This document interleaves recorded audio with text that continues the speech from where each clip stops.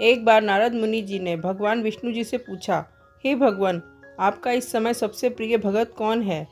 अब विष्णु तो भगवान हैं, सो झट से समझ गए अपने भगत नारद मुनि की बात और मुस्कुराकर बोले, मेरा सबसे प्रिय भगत उस गांव का एक मामूली किसान है।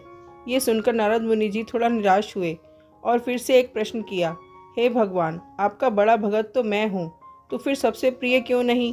भगवान विष्णु जी ने नारद मुनि जी से कहा, इसका जवाब तो तुम खुद ही दोगे। जाओ एक दिन उसके घर रहो और फिर सारी बात मुझे बताना। नारद मुनि जी सुबह सवेरे मुंह अंधेरे उस किसान के घर पहुंच गए। देखा अभी अभी किसान जागा है और उसने सबसे पहले अपने जानवरों को चारा वगैरह दिया, फिर मुंह हाथ धोए, दैनिक कार्यों से निवृत्त हुआ, जल्दी जल्दी भगवान का नाम लिया, रूखी सूखी रोटी खाकर जल्दी जल्दी अपने खेतों पर चला गया। सारा दिन खेतों में काम किया और शाम को घर वापस आया। जानवरों को अपनी अपनी जगह बांधा, उन्हें चारा पानी डाला, हाथ पैर धोए, कुल्ला किया, फिर थोड़ी देर भगवान का नाम लिया, फिर परिवार के संग बैठकर खाना खाया और कुछ बातें की और फिर सो गया।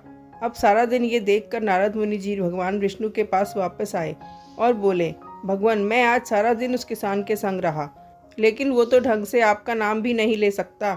उसने थोड़ी देर सुबह और थोड़ी देर शाम को, और वो भी जल्दी जल्दी आपका ध्यान किया, और मैं तो 24 घंटे सिर्फ आपका ही नाम जपता हूँ।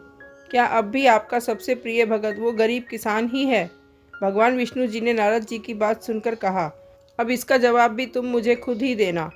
और भगवान विष्णु जी ने एक कलश अमृत से भरा नारद मुनि जी को थमाया और बोले, इस कलश को लेकर तुम तीनों लोकों की परिक्रमा करके आओ, लेकिन ध्यान रहे, अगर एक बूंद भी अमृत नीचे गिरा तो तुम्हारी सारी भक्ति और पुण्य नष्ट हो जाएंगे।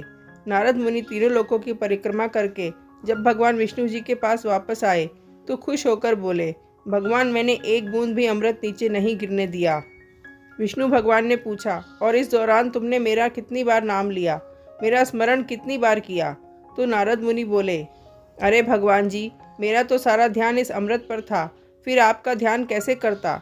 भगवान विष्णु जी ने कहा, हे नारद, देखो उस किसान को, वो अपना कर्म करते हुए भी नियमित रूप से मेरा स्मरण करता है, क्योंकि जो अपना कर्म करते हुए मेरा स्मरण करे वो ही मेरा सबसे प्रिय भगत हुआ।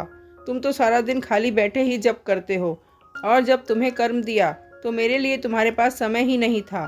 तो नारद मुनि सब समझ गए और भगवान के चरण पकड़कर बोले, हे भगवान, आपने मेरा अहंकार तोड़ दिया, आप धन्य हैं।